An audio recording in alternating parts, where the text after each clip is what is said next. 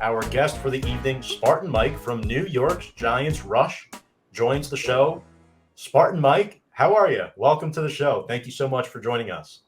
Guys, absolutely. It's a pleasure being here. You guys have a great show, and there's a lot of Giants football to talk. Of course, unfortunately, a lot of it's negative.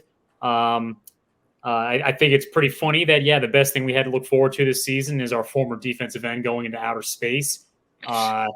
But for better or worse, I feel like I have a few thoughts as to what the Giants can do moving forward, and I'm sure you guys do as well. But of course, we're all just hoping they actually pull forward and make moves to push the team in the right direction. Absolutely. Well, Hank and I are stoked to have you on tonight. I did get to catch your recording a couple days ago, but before I get there, just so that our folks get a little background on you, get a little familiar with who you are. You were a Super Bowl 42 attendee, but how did you get started with Giants Rush? So I originally started out as a fan of New York Giants Rush. They always had great segments and it was interactive with the fans. So I felt like I was a part of, like I was really part of the broadcast in a way. And then Craig, who runs it, he reached out to me a couple months ago and he said, "Hey, I see your tweets. I'm thinking about bringing you on. What are your thoughts?" And I was like, I'd like to, I'd like to get involved in some way. I'll send you a couple articles and maybe we can kind of go from there. And he's brought me on ever since, and I'm glad because I absolutely love talking Giants football. Giants are my number one passion, and it's been extremely exciting. Within a couple months, as you said, we've gotten to interview some cool people, and like again the other day, David Deal came on the podcast, so it's been a lot of fun so far. Dave Deal, I love that guy. What was that interview like? I actually watched it last night when I was prepping for our segment. I watched you guys interview him, and we did have Craig on the show, Santucci, about a month ago, and he was awesome to talk to as well. But David Deal, I always pictured him as a very down-to-earth guy that likes talking to people. What was that interview like with him, and what were his thoughts on the Giants' current offensive line situation? Yeah, you absolutely hit the nail on the head with David Deal and what you would expect in his personality. What was interesting was he's two things. He's the epitome of a great offensive lineman. He's extremely tough and he's extremely smart. Now, I didn't want to go into the interview the other night and ask him too many pressing questions about the Giants because I always figured they have to be a little careful about what they say. Dave really didn't hold back about his opinions and his feelings about the Giants, the mismanagement, the game planning, the play calling. When it comes to the offensive line, I feel like I brought up a question to him. In 2004, Giants supposedly had the worst offensive line in football. Joe Theismann said that in a broadcast. In 2005, the next year, the problem seemingly was fixed. And, what did it take to get to that point? And he said that, they were a group of relatively younger guys who were extremely dedicated and focused and working together. And he said that, as time went on, him and Soybert doing down blocks together, right, combo blocks, it just felt like it was second nature. But it also comes back to the intelligence aspect of it. David Deal said, he's a rookie. He was a 5th-round draft pick. And he said that in his first meeting, they're going over plays. Most of the guys hadn't studied it yet. David Deal went up to the board and outlined every objective of every play for the tight end, the guards, the tackles, and the center. So he just had everybody on that offensive line just, brought it to a different level in terms of, the effort that they put in, the work effort that they put in. And then, like I said, he said him and Kareem McKenzie would, on every play, it would be like 3rd and 9. It's like, okay, the statistics that they do a blitz here is, X percent. Statistics they drop back into coverage is this percent. I don't really feel like I see that out of a lot of the Giants' offensive linemen. The only one I see that of is Nick Gates. He agreed with that. The rest of them, it just doesn't seem like they're kind of bringing that. They never really focused on their own development. Yeah, Gates is kind of like a modern David Deal in a sense. Definitely. I feel like only undrafted guy, right? Yeah, yeah. I know, Hank, you're going to get into some of the X's and O's questions now, but I just wanted to hit on that. I thought that was an excellent interview you guys did last night. So if you haven't checked it out yet, make sure to go check it out. It's up on NewYorkGiantsRush.com, correct? Correct. Yeah. And then there's a link to our YouTube channel and it can be watched there. But terrific guy. It really was. That's awesome. I've also always been a David Deal fan. He was definitely one of my favorite offensive linemen all the time. But now, obviously, unfortunately, we got to get in a little bit into the current Giants. And first of all, getting into this week, what do you make of the Giants' mini COVID outbreak, and how do you think that's going to impact defense? Yeah, that's not looking good. I mean, there's a lot of players that we depend on that have COVID right now that probably aren't going to be able to play on Sunday. And look, I mean, I did not, with everybody healthy, I wouldn't expect to win against Dallas. They're playing extremely good football. They have talent all over the field. So to find out that, we have a lot of guys that are that have COVID right now. I mean, I just hope when we get out of this game alive. For your information, the spread is still 10.5 points. Guys, I think we can make a lot of money this weekend. I don't know about you. I'm not taking my chances. Sorry. Yeah, fair enough. Sometimes it disappoints. I've tried betting against the Giants before, and it's like we would lose, and then I lose the money anyway, so it's not worth it. No, just can't do it. Yeah. But anyways, another thing I got to ask. So we know that Leonard Williams is also questionable this week. Who's going to have to step up for the big cap if he's not going to be able to play? Well, I mean, I think a couple of our players are really going to have to shine this weekend. We got Ojulari, right? I don't think he has COVID. Correct me if I'm wrong about that. Nope, he's safe for now. Yeah, he's got 7.5 sacks on the season, right? So he's doing very well for a rookie. There's no doubt about it.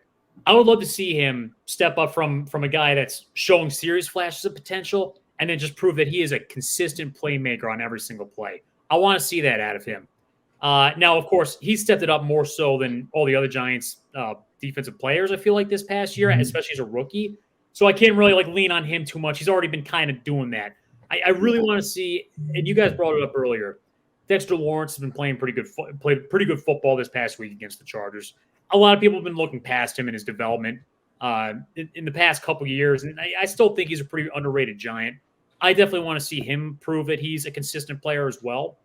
And then, for everybody else, I mean, we're with the COVID outbreak, I mean, we're kind of into the backups with our secondary. So I'm just hoping maybe some of these guys can get in there and prove that maybe, hey, we didn't see them play, but now that we're seeing them get their chance, they can show that they could potentially be the guy, right? Especially if we have to move on to certain players under certain circumstances. Yeah, I mean, I like how you touched on Ojulari there. My biggest thing is who the hell is going to start at that number 2 cornerback position? Because right now it's slated to be Jaron Williams out of the University of Albany, and that is not good. Dory Jackson is out. Robinson is on the COVID list. I don't know if he's officially been ruled out yet. I can't keep up. There's so many names, Mike, that just keep getting added to the list every single day. I know. Keon Crossan is a special teams guy. I don't expect to see him on defense at all. Maybe Julian Love. Maybe you insert him in there. I have no idea. I would expect him to do that. Throw Love in there. Yeah, as you said, University of Albany. I mean, geez. I mean, what wide receiver was he getting a chance to play against that really got to the next level in football, right? So I don't know what to expect out of him. Granted, we do a bend don't break defense anyway, so it wouldn't have mattered if we had Patrick Peterson out there. We probably would have given up 400 yards anyway. So yeah, no, that's definitely a good point. But back to Ojulari for a minute. Sure. His rookie year, I mean, we talked about how explosive he's been. What would you say is his strongest asset? Because this was a guy that I thought the Giants might take in the first round, but obviously he dipped all the way to the second, and this turned out to be a real steal for this Giants team. I think that Ojulari is a pretty smart guy, and he seems to be able to read the field pretty well and kind of detect, what plays might be coming, where the running back might be, and his ability to read the quarterback has been extremely important with his playing ability. And that's really what it comes down to. He's finding ways to make plays, especially, when it comes to getting to the quarterback. And there's a lot of plays where he's not even getting the sack, but he's the one that's causing the pressure or causing the forced plays and the mistakes. So I think that's really it. I mean, he's kind of bringing what David Deal talked about, that intelligence and that ability to think three-dimensional on the football field and know what your opponents are going to do. He's not just going out there and hoping that certain plays unfold and then he gets kind of lucky or uses some athletic ability to get there. He is extremely athletic, but it's his ability to really read the field and get to the quarterback or get to the running back and expose those plays has been his strongest point in my view. Yeah, we all love Azeez Ojulari. The way he moves off the line, too, at that 5-tech position. Obviously, the big thing for him this offseason is to put on a little bit of weight, make him a little stronger. We know his quickness and elusiveness is there, but, he's been a real diamond in the rough for this team. Now, COVID has not just hit our defense, it's also hit our offense. Kadarius Toney, who's had a roller coaster rookie season. John Ross is on that list as well. Yeah. So that leaves us with Galladay, Slayton, Shepard, and I can't even think. Colin Johnson, maybe. So I don't know who else would be left. Other than Saquon Barkley, who are you looking at on this Giants offense? It could be at the receiver position or wherever to step up and make some plays. Because obviously last week in that game, Barkley was the guy, but there was no complementary piece, right? We talked about Galladay and Ingram were both overshadowed. I mean, they weren't even factors. Right. I think unfortunately I'm at a point now with the offense where I don't feel like anybody has proven their worth to me and throughout this entire season. I would like to just see maybe one of them. I don't care who it is at this point. I just one of them have an explosive game where they're going off and prove that they could kind of be here next year. I'll be honest. If Saquon was playing, right, I even really want him to go off the next couple of weeks because he would be owed a second contract. Right. And he's going to probably demand a lot of money. I don't think it's sensible at this point to double down on Saquon just because of the injury situation. Unfortunately, I mean, I'm trying to think of any of the weapons that we have. If Toney didn't have COVID, he'd be the guy. I just want to finally see it come together for that dude. But there's been a complete misuse of our players as it is. I feel like we do have talent on this team with Galladay and Toney, but it's almost like I feel like the biggest struggle with Judge is his ability to recognize or to use these players to the best of their abilities. Because they're running plays that it just doesn't seem like Toney is running the routes that made him successful in Florida. You don't have Galladay running the routes that made him successful elsewhere. And quite honestly, I just don't see that aspect of it changing. It's really rough, too, because the Giants have just been – Hank has mentioned how this offense is trying to solve advanced calculus when they move down the football field this season. It's a real shame, and I think – I'm not exaggerating.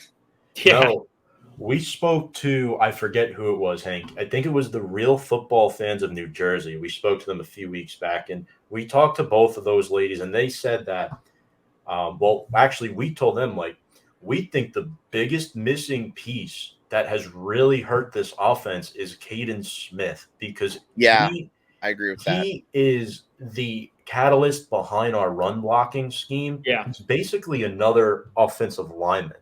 And the team has really missed him this season with his knee injury. And before we put him on the short-term IR list, he was battling that knee injury. And we're wondering, why aren't they throwing Kaden the ball? Well, there's a reason why. The guy's playing hurt all season long. Right.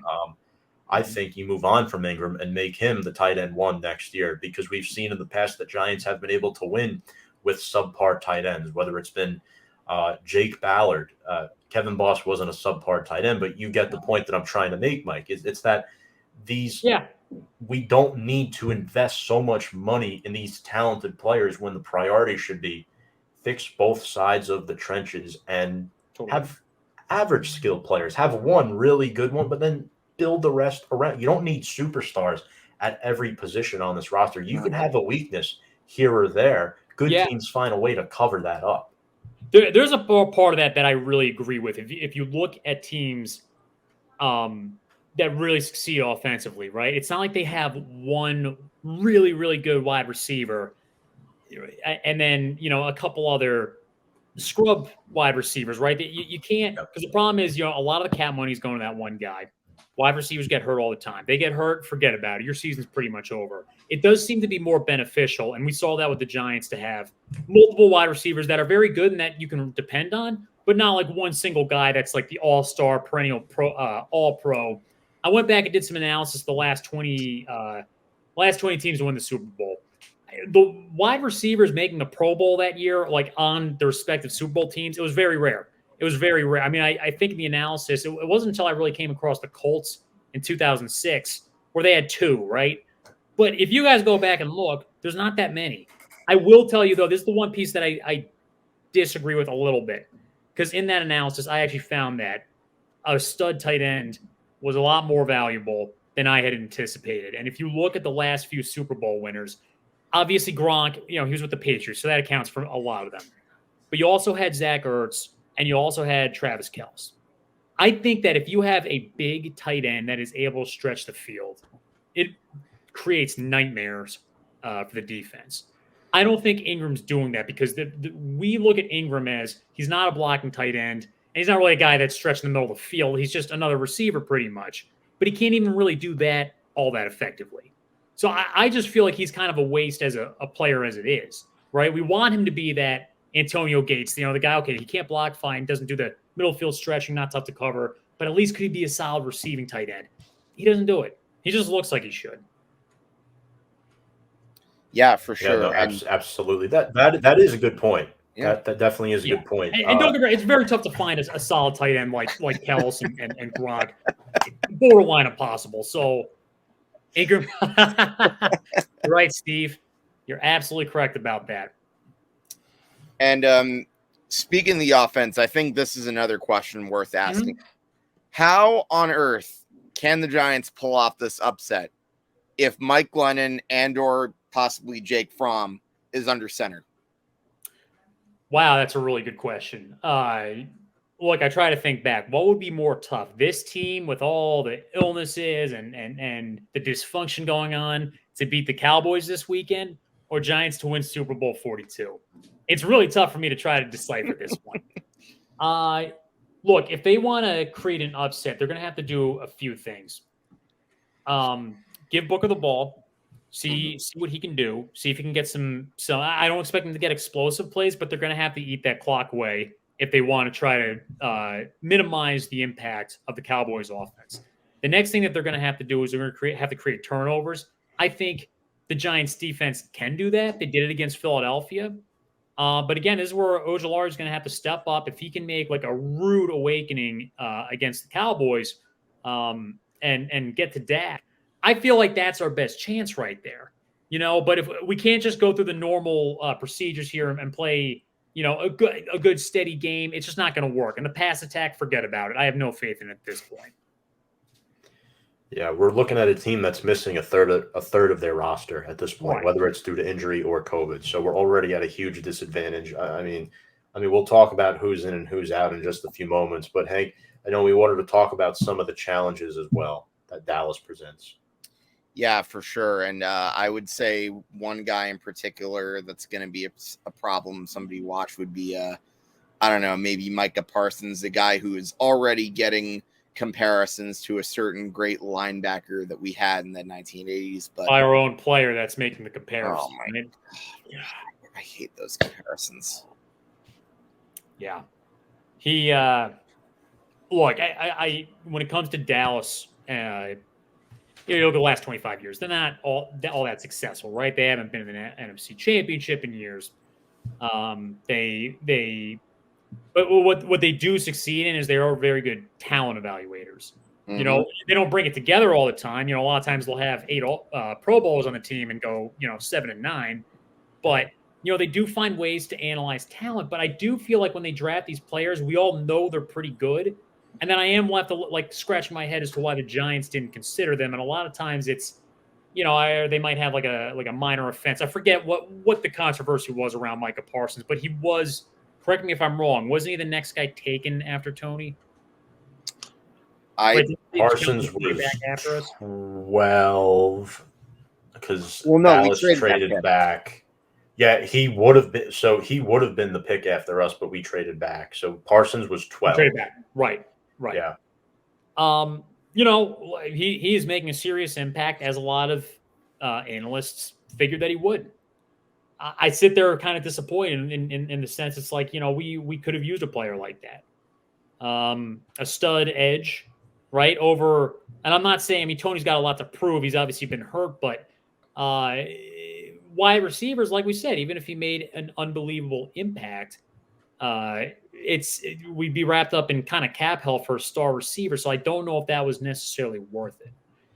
Mike is going to give us serious trouble. I am expecting our offensive line to struggle if he's trying to attack on the soldier side, but he's going to mostly line up against Andrew Thomas. Guys, let's face it, Andrew Thomas might be able to handle him. He's been looking pretty good this season. It would be nice to see them kind of shrink the impact of Micah Parsons, but it's really going to have to be up to Andrew Thomas to prove that. And he's already proven that he's a very good offensive tackle. He's going to be on the team next year, no question. Year after that, too. But prove they could be a Pro Bowler or an All-Pro offensive tackle, Right.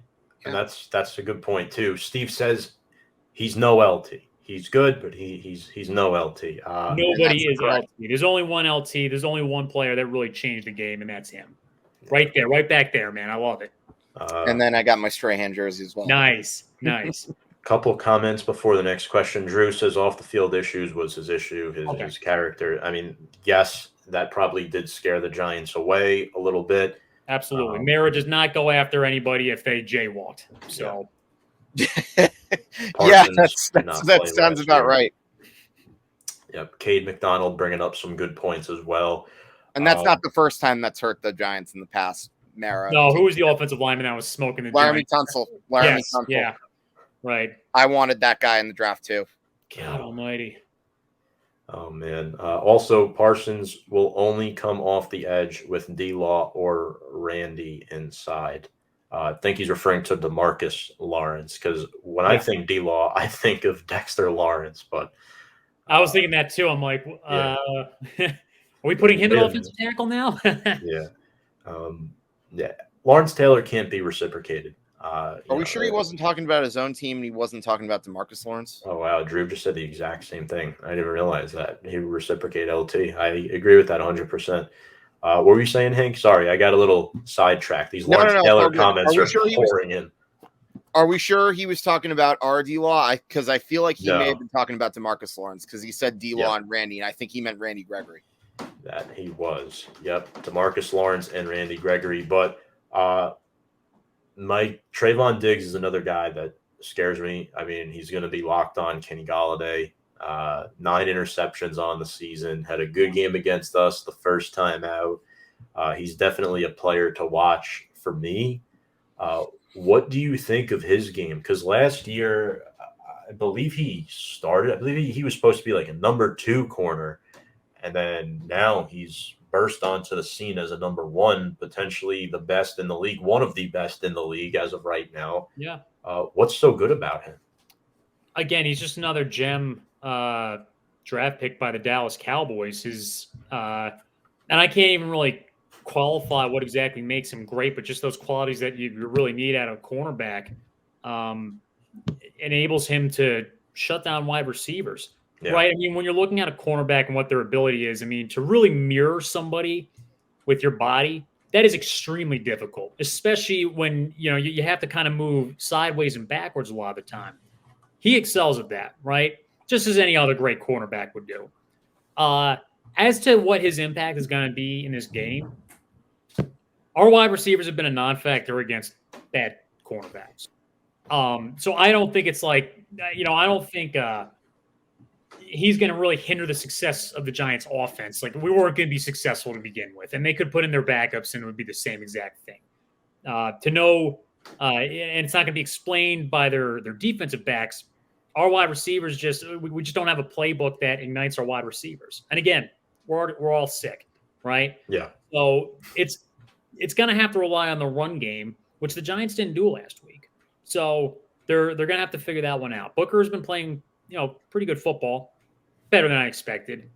Not up to the contract that he's on, but again, still, that he's going to have to be the person that they rely on to get anything done. Absolutely. Yeah, for sure. I believe the next thing we got to ask is regarding the Dallas Cowboys. Do you think they are a one and done team in the playoffs, or would you see them making a potential run? Here's my thing about Dallas, right? As good as their draft picks are, as good as they are acquiring talent, I always feel like they're kind of like an all-star team that can't really actually put it together and have a product that is consistent and finding ways to win down the stretch, right? On their best years, it's similar to this, where they'll beat all the good teams, they'll beat all the bad teams, beat some good teams. But I really do feel like there's something wrong with Dallas when they get to the postseason. They can't ever seem to get it done. And I kind of feel like it's going to be this very similar this year. They're playing good football, but I don't think they're an exceptional team that, can Dak do a 2-minute drill and get it done? Sure, but I don't know if he can. Like, I feel like if they're going to play a team like the Tampa Bay Buccaneers, you got Tom Brady. He's more experienced in the playoffs. I don't feel like Dallas is really like a team that is game planning is giving them the competitive advantage. They just put their best players out there, go through the motions, and just because they're a better team, they win games. But to no credit of the play calling, I guess. Yeah, that sounds about right. I mean, one of the things I've often said about the Dallas Cowboys for years is that to me, talent evaluation has never really been the issue. I feel like there's really one main thing that's been holding the Cowboys, or one main person that's been holding the Cowboys back. And I have a feeling you know who I'm talking about. I know exactly who you're talking about. Oh, yeah. That would be Jerry Boy, especially with his choice of coaches. Yes. Yeah, it's his coaching choice, and then how long he sticks to the coaches too is just always a head scratcher, right? And he's very loyal to his players. He'll have players on the team longer than, like, you don't see it really anymore. A long snapper will be on the team for like 17 years. They'll have a kicker for a while. Sean Lee, he was on the team forever. They don't give up on their guys, but they kind of have to do that with coaching, right? It didn't work out with Jason Garrett, and he was there for 10 years.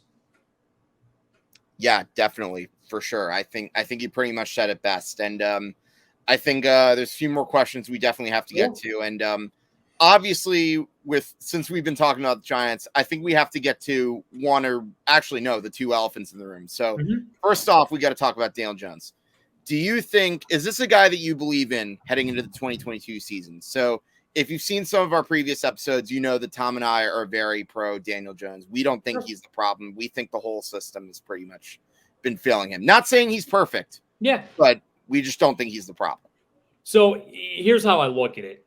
Do I think he is the problem? Absolutely not. He doesn't have an offensive line blocking for me. He doesn't have the offensive coaching that he needs, right? That should be pretty obvious. Anybody that's saying that Jones is like the reason that the offense is failing, they don't know what they're talking about. Do I think he's the guy going forward? No, I don't think he's done enough to prove himself, but I don't necessarily want him off the team next year. I don't think we should move on from him yet and get another quarterback. The offensive line's not fixed, right? And if we get a rookie or somebody else in the offseason, they're going to get crushed behind the offensive line as well. So, I just feel like for the time being, even though I don't feel like he's the guy, might as well just keep him for now. Might as well just keep him and focus on fixing that offensive line. They fix the offensive line, and next year Jones still isn't proving his worth. That's when we move on and we go for another quarterback. But just right now, it's just not priority number one. Right. Yeah, sounds about right. And I think the last thing we have to ask, the other elephant in the room, obviously, is Joe Judge. So we know now that he's pretty much safe, and we know it's only a matter of time before Dave Gettleman is pretty much gone. So with that all having been said, how do you feel about Joe Judge going into next year as your head coach? Are you like me where you're a little nervous about bringing him back, but know that maybe he can, have a bit of a soul-searching moment like Dwayne Charles Parcells did in 1983? Or do you think that this is a big mistake, like a lot of Giant fans I'm hearing think? So I think the biggest problem that we have is not necessarily him coming back. It's the fact that they're going to get rid of Gettleman, bring in a new GM, and force Judge on that general manager. We're going to miss out on a lot of good opportunities with general managers because the solid ones are not going to want to do that, right? Yeah. And that's really the big issue here. They're probably going to want their own guy. I don't think Judge has proven that like he can elevate the team's level of play. We had, when we had Tom Coughlin in his last couple of years, we were not playing good football, but we had no talent on the team. We didn't really have anybody that could possibly make the Pro Bowl. I think Eli did in 2015, but that was really about it. And yet he was still able to squeeze like 6 games out of that team. We're getting 6 wins, and I still feel like we have more talent than those mid-2010 teams. Not up until 2015. 2016, we got a whole bunch of talent.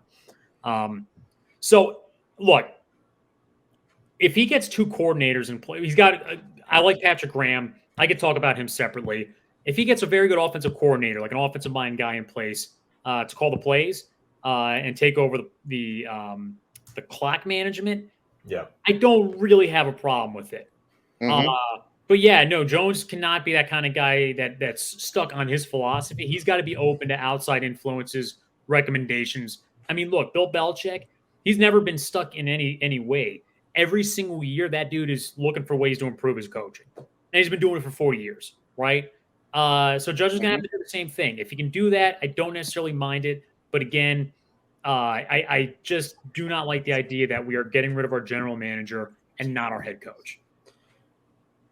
Yeah, I am.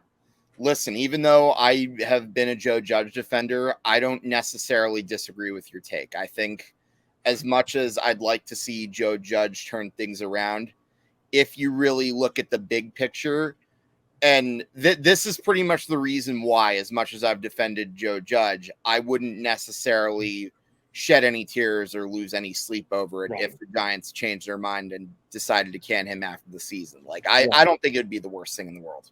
No, but again, it comes down to whoever they replace him with. Yeah, exactly. I've been keen, and I want to hear your guys' thoughts. I like the idea of Doug Peterson. He's kind of a proven coach. We fix our offensive line. I feel like we can at least see some lift. So if we move on from Judge, he's the guy that I want. But I'm not saying it's like, let's get rid of Judge and go after. It's just if situation. That's an interesting thought. See, Doug Peterson's a guy that's kind of been criticized at the end of his time in Philadelphia. I mean, he had a Super Bowl ring, and then he experienced a slow decline over the next few years, and this was with a pretty good quarterback in Carson Wentz. Now, I'm not saying Wentz is elite, but like at the same time, if you look at the way the Eagles ran things, you can't tell me that they supported Carson Wentz any better than the Giants have tried to support Daniel Jones. But in any event, he's not my first choice, but it's an interesting idea. I was thinking more along the lines of maybe, say, Eric Bieniemy or Byron Leftwich. Sure. Nobody really talks about how good of a mind Byron Leftwich has been with the Tampa Bay Buccaneers. In fact, if you listen to what Bruce Arians has been saying, he gave his coaching staff a lot of credit for that Super Bowl win. And Byron Leftwich is probably one of the main guys that like people really don't talk about that's done a great job with that team. So yeah, no doubt. I would not be opposed to either Bieniemy or Leftwich. They have both proven their worth in where they are right now. 2 successfully run offenses.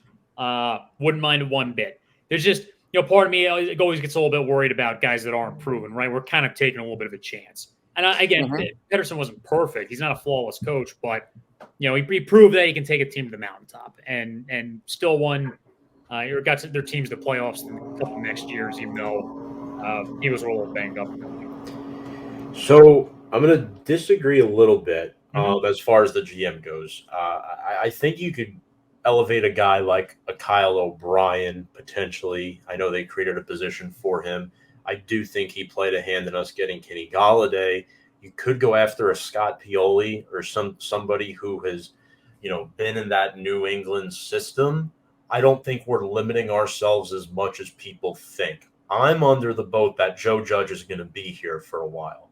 And I think he deserves to be here for a while because he really has been dealt a raw card.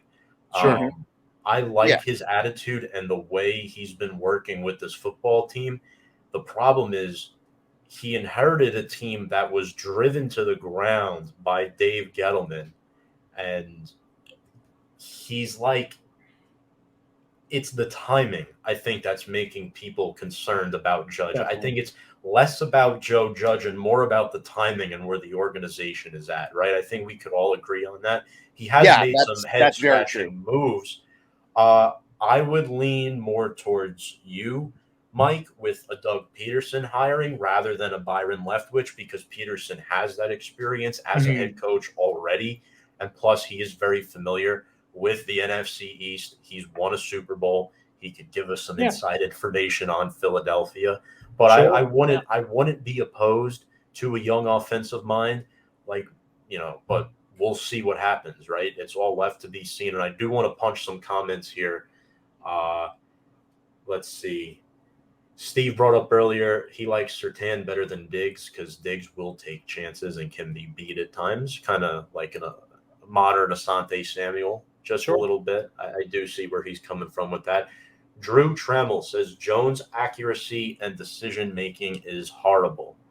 Well, to an extent, you have to factor the line into that. To an extent, you're correct, but when you can barely get past your first progression,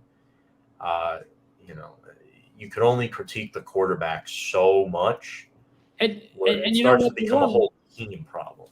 They weren't really running an offense, I feel like, for Jones that made sense for him. When I watched Aaron Rodgers in Green Bay for a while, he would do it was always play action. He's rolling out of the pocket. So even though he had great offensive line, they're almost not factoring the play anyway. I never got why the Giants weren't doing that. They would do Jones in the pocket, and Saquon was right next to him blocking him. That didn't make sense for either of the two. Right.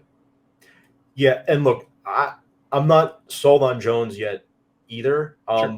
I like him. I want him to be the guy, as I do Joe Judge, but I'm not laying my eggs into those baskets at this time. Another comment, shout out to Deanna saying, go Big Blue. As always, Deanna. Yep. Steve, it's not all Jones' fault. You can't be accurate running for your life on your back every other play. And that kind of debunks the Russell Wilson argument some fans have been trying to make, because you're going to limit yourself from building an offensive line by allocating all this money to Russell Wilson because Dave Gettleman's backloaded so many damn contracts. Right. Well, yeah, he spent money like a freshman year college student using a credit card for the first time. On things that didn't matter, right? That's what it feels like. Yeah, exactly. Good players are getting elite money, and bad players are getting good money. That's the problem with the Russell Wilson thing. Like, if we had an offensive line that was completely set, go for it. I wouldn't mind if they traded away two picks, but we're not really in that position. We're not the Buccaneers pre-Brady, and we're not the Broncos pre-Peyton Manning. We have serious holes, namely the offensive line. I would like to see that completely fixed and not a factor before we go after our next franchise quarterback. Absolutely. You couldn't have said that any better. Now, Spartan Mike, couple more things before we let you go here. Just want to roll over. So Dallas, they're coming off a win against the Washington football team, 27-20. However, Washington was without Logan Thomas and Scary Terry. They were not available. Prescott did throw 2 picks in this game. That Dallas defense did have 5 sacks, though, 2 from rookie linebacker Micah Parsons. And the Cowboys this weekend, they have an opportunity, folks, to clinch a playoff berth and win the division. Now, when we're looking at the previous matchup back in week 5, 44-20, doesn't look so hot, right? We have to remember that was the game where pretty much everybody got hurt, right? That was the Kadarius Toney coming out party, 10 catches for 189 yards. And it's a damn shame he will likely miss this game because, Spartan Mike, you were 100% right before when you said if we had Kadarius Toney, that's the guy, because he could exploit this Dallas defense, and their slot corner, whoever it is, can't keep up with Kadarius Toney. You want to get him in open space, and who the hell's going to get in open space on Sunday? Kenny Galladay, Sterling Shepard? No, nobody can get the yards after the catch like Toney can if he gets going. Yeah, it's tough. It's real, and this offense alone is only averaging 17.5 points a game, so it's not very promising. And I'm still very concerned about being able to cover Dalton Schultz. The middle of the field is always open. We can't cover tight ends. That's been a motto since God knows when. Since we won the Super Bowls. I mean, Jason Witten, the nightmares that guy created for us. You guys interviewed Chase Blackburn in the past as well. He's the longest tenured linebacker the Giants have had since Lawrence Taylor. So I didn't even think about that. That was right before I got on. Yeah, yeah, that makes sense now that I'm thinking about it and running the numbers. What about Armstead? Wasn't Armstead a Giant for a while? He didn't play. Armstead was 93 to 01. Yeah, we have to do some researching now because I count Blackburn 05 to 12. I don't count the time that he was out. Armstead was 93 to 2001. 8 years. 05 to 12. Yeah. It's about the same amount, but you get the point, right? Yeah, I was going to say, how can you not show some love to Jessie Armstead? He's one of the more underrated Giants. Yeah, because he didn't win a Super Bowl with us, though, they kind of get forgetting about, Yeah. Last time out, there were some issues on the field against the Cowboys, though. I mean, Tony threw a punch at KZ. Evan Ingram had that issue with Jaron Kearse. So I really don't know what to expect. I mean, we talked about the players on the COVID list. We didn't even mention all of them. O'Shane Zimmerman, I mean, who cares about him, right? Yeah, he's never proven himself. Cam Brown, Adoree Jackson. I really jinxed Adoree Jackson.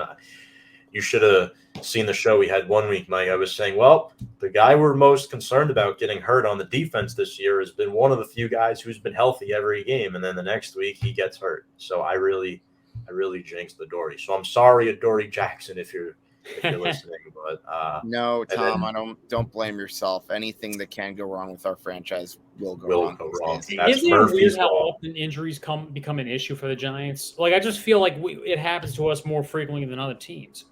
Yeah, it's a real shame, and it's part of the risk that we took. We signed a lot of injury-prone players. Mm-hmm. That's what we did this offseason, and we took those risks, and quite frankly, we swung and missed. And, everyone wants to blame solely Gettleman, Joe Judge, John Matt. Everybody has to take some blame in that. But no doubt.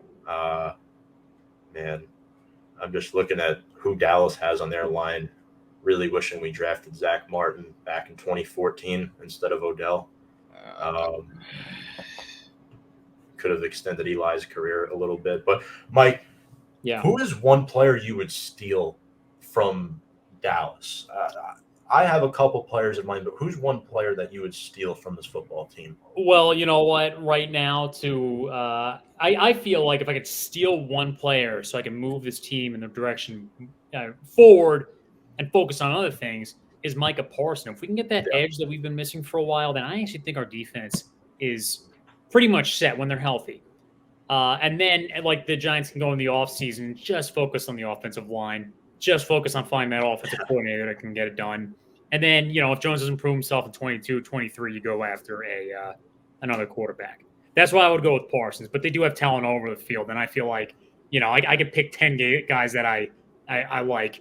Any one of their offensive linemen would do just fine. So, absolutely. Hank, what about you? Oh, gosh. Like, I wanted to try to go differently than you guys, but I don't really think there's anyone else I could have taken. Micah Parsons. I mean, I would have totally loved to have drafted this guy. I know, not that I was opposed to trading down. It was just the way they used that pick. But in any event, I think that's pretty obvious. It's Micah Parsons. Yep. So last time in week 5, I said Zach Martin. I'm not going to do that again. Both of you picked Micah Parsons, so I'm not going to do that and make it a clean sweep, although he would be the player we would need the most, in my opinion, defensively at least. I'd steal Tony Pollard. I would steal Tony Pollard, and here's why. He's the type of running back I'd like to have. Mm-hmm. A guy who runs north and south, doesn't dance everywhere. You don't have to worry about giving him $20 million a year in a year or two, because John Mara more than likely is going to want to do it, because Barkley mentioned he doesn't want to go anywhere, and that's going to cripple us yet again. So why not steal Tony Pollard now that issue's out the window, right? Sure. I think he's a serviceable running back. He ate us up the last couple times we played. So, that's one player I would consider stealing. I like Tony Pollard a lot. He is coming off that injury and part of that 1-2 punch with Ezekiel Elliott. But running behind Zach Martin, La'el Collins, and Connor McGovern will help you out. I know Tyron Smith is out with that ankle injury, but it's going to be an issue stopping the run. That is definitely one of my keys to the game on Sunday. We got to stop the run. Yeah. We got to contain them. Otherwise, there's no chance. There's no chance of winning this game. We got to pressure Prescott and stop the run, right? Absolutely. Well, that's going to fall in the front seven. And Quincy Roche, we didn't even talk about him too. He's got to compliment Ojulari. Yep. You know, Dallas is averaging 29 points a game for a reason, right? But, Mike, do you want to give us a final score prediction here before we let you go? I think the final score is going to be Dallas 37, and then the New York Giants 19. Okay. I'm going to say,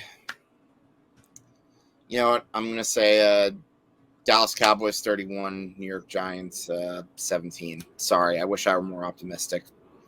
We all do. All right. I'm going Dallas as well. I think Dallas scores 31. I think the Giants are going to score 20. So, at least you're a little those are bit our more final generous than scores. I was in the points margin. I'm trying to be optimistic here, Hank. You can only do so much. You know, it's tough as content creators. We go out and we put these shows out every week, and your team sucked for the past decade. It's not easy, right? So I feel you. But you know what? We're always going to have people that want to talk Giants football. They're Giants family among us, right? Everybody that got in the comments section, we feel the same way in New York Giants Rush. It's like the one thing that keeps us together, you know. But when the Giants were good, I wasn't doing this. I had a dormant Twitter, and you know, I have found family out here by getting more involved in the Giants community, and you know, as much as things suck, you know, I appreciate, you know, the people that I look forward to on Twitter every day that I interact with. Man, it really makes my day. And you do a great job. You know, I've been following your good. account for a little bit now, and I think, you know, keep doing what you're doing. We really appreciate you taking the time to talk with us tonight. Where can the people find you on social media and New York Giants Rush? On social media, they could just my Twitter handle is kind of what it says right there, at Spartan Mike 96. And then New York Giants Rush, you know, I tend to post an article every week, every other week. I figure out what it is that I want to write upon next, because multiple topics I can dissect, and I don't want to go after the same thing. So, but yeah, that's pretty much it. And, you know, if you guys stay tuned for our podcast next week, we're interviewing Leonard Marshall. So, yeah. Very nice. Wow. Very nice. I got his autograph about 5 years ago, I think. Yeah, he's awesome. Remember Leonard Marshall? Wow, yeah. That's a throwback. But number 70. Yep. Yes, sir. Number 70. Big number 70. Had that big hit on Joe Montana. Pretty much his time with the Niners. I love watching that. I love watching that replay. Yeah, that wasn't even a dirty hit. It was just no, he just kicked ass. That's something that we need more nowadays, don't we? Taking them down, right? Joe Montana, crazy. But Mike, thank you so much for joining us. Really appreciate it. And we'll have to get you back on again in the future. But until then, let's hope for, you know, some unexpected results on Sunday. We can get a little positive, and let's go Big Blue.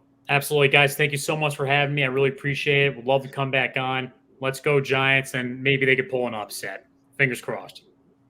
Take care, my friend. Take care, guys. That was Spartan Mike from New York Giants Rush. What a show we've had here tonight. Couple comments. Steve says Pollard is a nice weapon for the Cowgirls. I agree. Barbara Kelly with the thumbs up. Thank you so much, Barbara. Really appreciate the support. Love Leonard Marshall. I love Leonard Marshall as well. I say it all the time. I wish I was like 15 years older so that I could have really enjoyed and witnessed those Giants. Leonard Marshall, Jim Burt.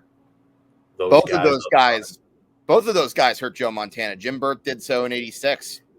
Yeah. Jesus. Carl Banks. And, you know, Harry Carson. Harry Carson. Yep. Carl Banks. Gary Reasons. Yes. Gary Reasons had that fake punt in that same championship. We had Big Blue VCR on last week. Pepper Johnson. About this. Pepper Johnson. Yep.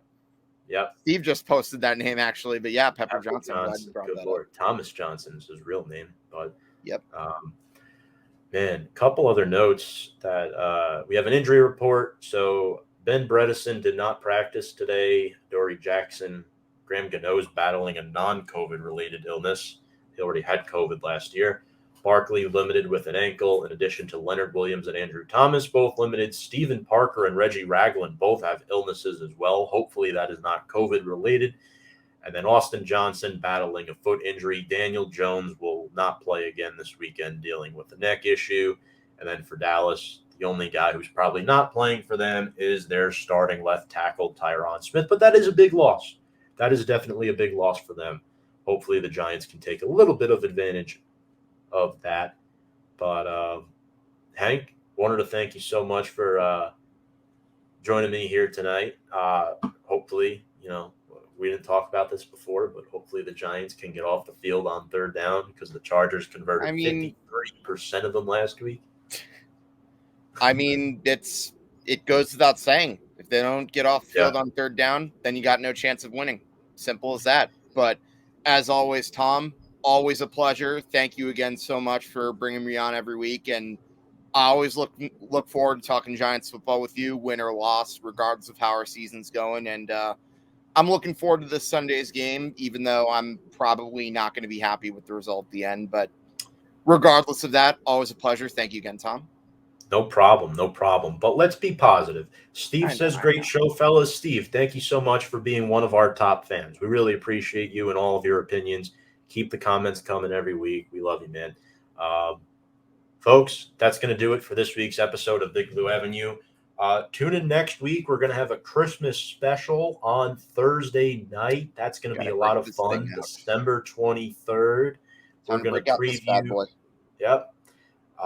We are going to. Who are they playing week 16? Philadelphia. We're going to be playing Philadelphia. We're going to be taking a trip down the New Jersey Turnpike, Hank, and I know you're going to love that show. We're going to have a lot of video clips played next Thursday night. But, folks, thank you all very much for watching. Make sure to subscribe to us on all of our social media platforms. And one more time, let's go Big Blue.